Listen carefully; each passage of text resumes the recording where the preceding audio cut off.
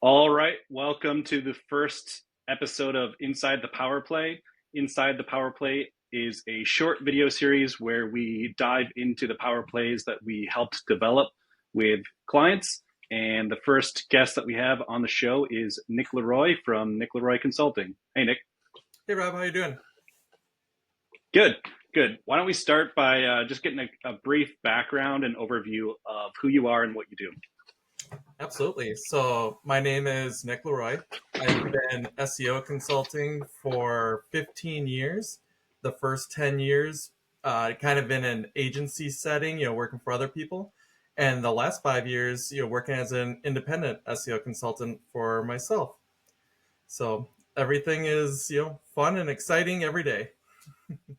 Awesome. So obviously we went through the go-to-market power play engagement together. And as part of that engagement, what we did was we developed a new, what we're calling foot in the door, land and expand offering that allows you to connect with your target audience and provide them with value based on what they need right now. And with your power play, what we ended up developing was what we're calling the SEO Reality Check. Mhm. Can you just briefly explain to me what that is and kind of why we landed on the reality check? Absolutely. So I think it almost makes sense to take a step back and say, what is it solving for? Because I think that's what's most important. Anybody who's familiar with the SEO space knows that the barrier to entry is incredibly low. We don't need a degree. You don't need any certifications. What you need is a halfway decent computer, an internet connection, and the ability to speak to clients. And so while that's great for giving people an opportunity to join the industry, what that also does is it allows a lot of people to come in, make a lot of fake and false promises, kind of, and I don't want to say steal people's money, but we'll just say give less than desired results. So the SEO reality check is just that. When you're spending thousands of dollars a month on your SEO campaign, and you're just not certain if you're getting those results, how about having someone like myself, who has 15 years experience, proven success, and what I can do is, I kind of call it internally like a temp check. It's like, let's make sure that you're focusing on the right things. Let's make sure that your in-house team or your agency partner is actually doing work that provides value and not doing work for the sake of saying work is completed. Best case scenario, we view this as like an insurance policy. Nobody ever wants to file an insurance claim for their house being burned down, but everybody wants to be covered. So I'll come in, I work with you to understand what your objectives and goals are from the search channel, and then just really work with your team to understand what has been done, what are they currently actively doing, and then I will come back to the leader and let them know, hey, I agree with all of this, or I really think there's opportunity, to make some changes. And that really kind of in a Yeah, I think nutshell. that I was just going to say, I think that's great. I think it's such an important need for what teams are looking for right now. Obviously, we know the economic landscape. We know that everybody is being very sensitive and careful with their budgets, but nobody can afford to turn everything off right now, right? So you have to be smart with your dollars. And I think the really interesting thing about the reality check, just having a little bit of experience in the SEO space and working with other SEO professionals, is this is not a technical audit, right? Which is what most SEO providers are going to try to sell you at the beginning of an engagement, right? They want to look at the data. They want to try to find those aha data points that point to the need to go into a further engagement. How does the reality check? You got into it a little bit, but how does it fill the gaps that are existing at the executive level? Like, how are executives thinking about SEO compared to people that are more in the weeds on the technical side of things? Absolutely. So again, a phenomenal question. And I think it really kind of differentiates where someone who's tactical, like yourself or myself, and we care about canonical tags and crawl budget and robots.txt files, all these $5 words that, let's be honest, like leaders don't care about it. They want to know, I'm spending X amount of dollars. What am I getting in return? And a lot of times that is a significant gap between their agency in-house team and the leadership. They're kind of asked, trust us, it will come, it might come with some really loose KPIs. You're ranking for XYZ keywords. So really what I'm trying to do is bridge that gap. So I'm talking to the leaders in terms that they care about, aka the revenue. How are we making sure that the value that we are getting for this investment is directly impacting those KPIs or metrics that matter most? And that's what I'm doing, is I'm just basically playing the middleman. And again, I really liken this to an insurance policy. I tell leaders who talk to me about this, it's like my goal, I want to come back to you and say, your team's on top of this. Like, you have opportunity to, maybe pour some more gasoline on the fire, keep letting them cook. They're doing great. But on a chance that, let's just say, maybe you have a little bit of a bloated retainer, and the scope, it has a lot of like checkbox SEO, as we will sometimes refer to it in the industry. It's really an opportunity to say, hey, of all the efforts that people are putting towards your SEO campaign, maybe 40% is really moving the needle. Here are some opportunities of where we might get into, what's value add and what is busy work. And I know I'm belaboring, right now, but the big thing is, this isn't a technical audit. It's not an assessment of the data, but all those things are kind of reviewed at a high level. And that's more so, Right. it's like, wow, you have this whole blog.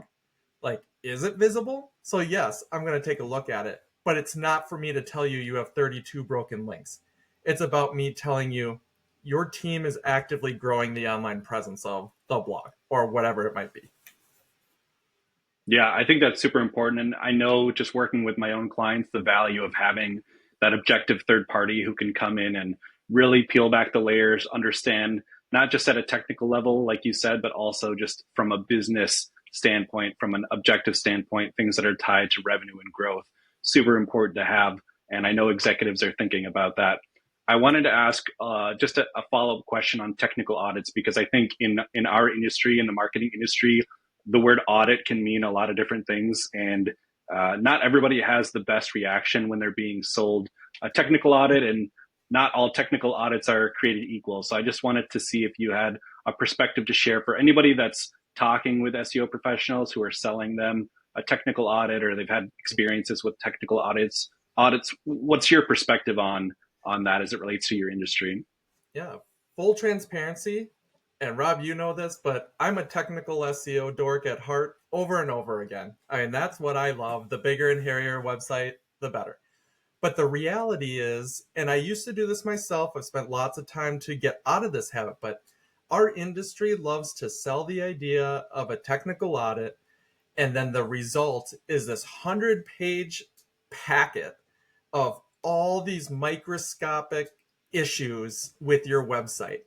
And then what happens is they hand it over, and it's like, do these 6,000 things and your SEO will be awesome. The reality is, no company can prioritize getting all 6,000 items done tomorrow. And what differentiates a good technical audit from some of these other ones is being able to identify all of these areas, but how are you prioritizing which ones have the biggest bang for your buck? And it's going to be unique for every site and every company. It's not always work on your site speed. There are some sites that you might be able to make some tweaks and change that fairly quickly. I've talked to some enterprise clients that would say it require a whole CMS build out and migration, and to the tunes of hundreds of thousands of dollars. So that is the biggest problem with technical audits, is a lot of people just try to turn it into a checkbox of SEO best practice, thumbs up or thumbs down. And where a lot of people need to really be looking is, here are all of our opportunities, but these are, say, the 5 that are really going to move the needle. And I think that's a big gap in this industry. And I think that that's a big opportunity for people talking to leaders, and whether they're selling the audit or just the opportunity to work with somebody, it's just prioritizing that we're not going through a checklist. We're looking at customizing a roadmap that is specific to your company winning. I think that's hugely beneficial, being able to help clients prioritize based on what their now objectives are and what they're planning for in the long term. And I think it goes back to our industry, the industry of marketing agencies, whether you're focused on SEO or paid. I feel like sometimes the goal is to, whether you intend to do it on purpose or not, is to overwhelm your clients into thinking there's so much to do, that you need to just continue to work with us because here's this list of 6,000 things that we need to do. And there's no way you could ever do it yourself. But I really like how you've positioned yourselves. And let me be clear, technical auditing is still important. And I think you hit it on the head when you explained kind of the difference between a general or subpar technical audit and one that actually digs deep into what's happening with the business and what's going to make the biggest impact based on your goals. I think that's hugely important. Yeah, I think the one thing I wanted to ask. Go ahead. One thing that I think a lot of people forget is that CMOs, CEOs, VPs, their attention span is very finite, in the sense of not that they don't care, but they literally have 6 different, channels or people that need their attention. So when you say 6,000 opportunities, like, you kind of have lost them already. So one thing that I like to do with my audits is I'm going to tell you the 6,000 things that need to get done, but I have a section that legitimately it's the second page of my report. It says, here are the 3 things you need to do, because that is like the executive, overview. They're never going to read every nuance of it, but they certainly will remember, okay, we paid this guy XYZ and he's telling us these are 3 things that we're doing wrong and we need to fix. Right. Yeah, no, I think that's great. One of the things that happens and comes up with all of the clients that I work with is just the need to drive urgency with these power plays and with the offerings that we're developing. And one area I wanted to talk with you about that I know executives are thinking about is the role that AI plays in SEO strategy and SEO investment. So how do you think the leadership teams are thinking about SEO as it relates to AI, and how are you responding to their questions and their concerns about it? AI is definitely the shiny object syndrome right now.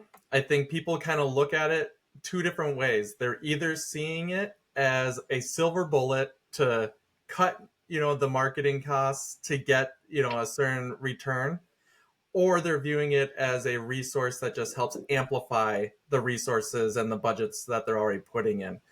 So the first thing that I prioritize every time is just education and explaining that here's kind of the state of, Google, essentially.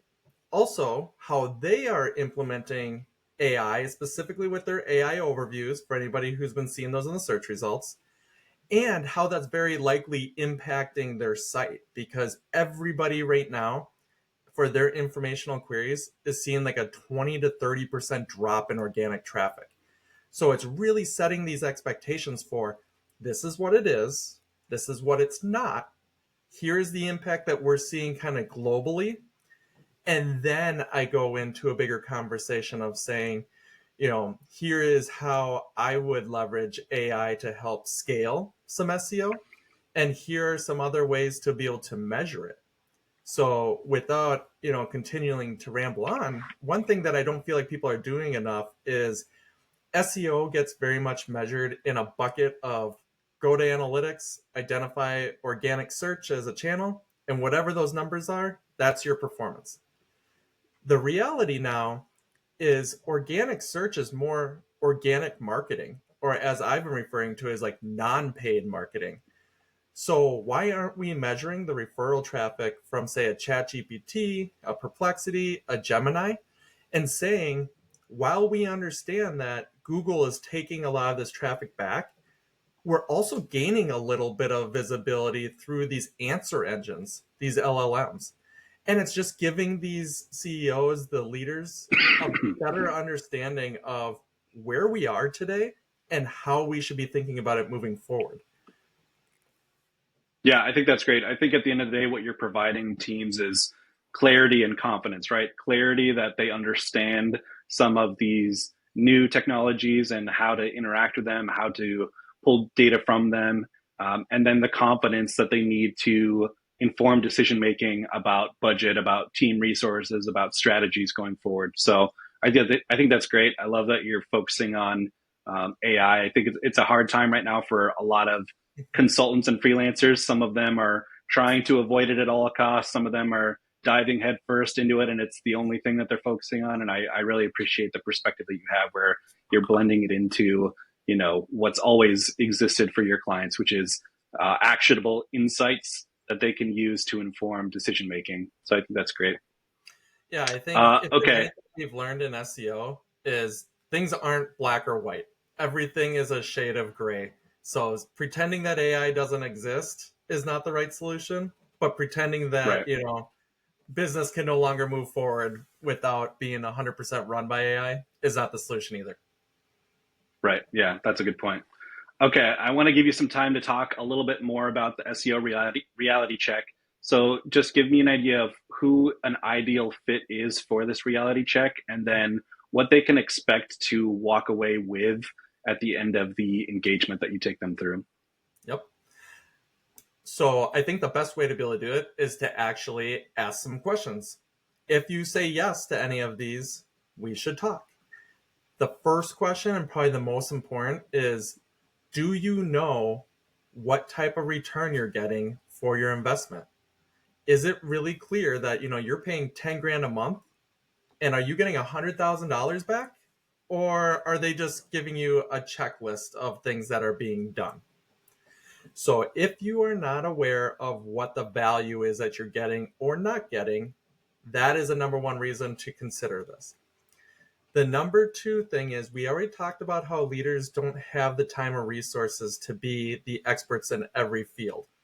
So if you are asking your team, whether it be your in-house team or an agency partner, what they are doing, and you feel like you're not getting a solid answer, or they're speaking to you in SEO dork, as I like to call it, and they're not able to communicate appropriately, that is another reason to be able to do it. Last, I would say if you are at the end of like an engagement and you're trying to understand, not only are my partners, again, in-house or outside, doing a good job, but am I right sizing my investment? There are some companies that are paying $1,000 a month and they have huge expectations. I can come help level set that. But I've also had companies who have come to me saying that they're spending 15, 20 grand a month, and the output of their partner, in my professional opinion, is closer to the 5 to 10K range. And in that situation, I was able to talk to leadership, kind of explain that to them, and even provide recommendations. This isn't always about let me do an assessment and then hire me. Like, I'm very connected in the industry. I can make introductions of people that I trust, and then we can just right size your investment to match the results that you're getting. Great, great. And then on the deliverable side of things, what can they expect to have in their hands when they get at the end of the reality check? So the first thing that you're going to get is, we kind of briefly talked about an executive summary for a technical audit. You're going to get something very similar.